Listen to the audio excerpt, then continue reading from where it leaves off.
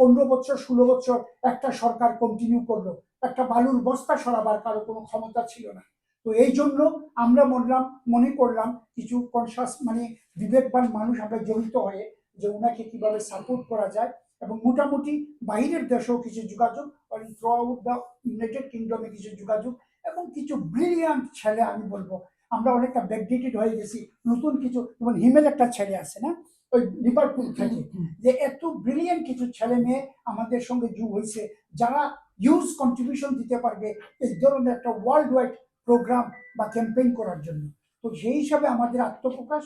তো আপনারা এটা মনে করবেন যে ডক্টর ইউনূস 10 তারিখ আসবেন আর 10 তারিখে আমরা বা আজকে এখানে আমরা আত্মপ্রকাশ গত 2-3 মাস যাবত আমরা কাজ করে যাচ্ছি, হয়তো নীরবে নিভৃতে। এখন প্রয়োজন আছে আপনাদের সামনে হাজির হয়েছে, এবং আমাদের কি বলবো আমাদের যে রিফর্ম বাংলাদেশ এবং এর যে স্ট্যান্ড উইথ ডক্টর ইউনূসের ক্যাম্পেইন কোঅর্ডিনেটরই বলবো আমার সাইফুদ্দিন খালেদ, সে বলছে যে 10 তারিখে আমরা পাবলিক মিটিং এনি হাউ এটা আমরা সাকসেস করতে হবে, সেই আশাবাদ ব্যক্ত রেখে, এবং প্রশ্ন উত্তর পর্বে দেখবো আমি কিছু কন্ট্রিবিউশন দিতে পারি কিনা। বাট কোনো রাজনৈতিক দলের বলেন ফুল কাউন্সিল হয়েছে ক্ষমতাসীন ছাড়া, রুলিং পার্টি ছাড়া নন রুলিং কোনো পার্টি করতে পারছে, নিজের দলের মধ্যেই যে সমস্ত মহাসচিব সচিবরা আছেন সবাই বছরের পর বছর, আপনার দলই আপনি গুছালেন না।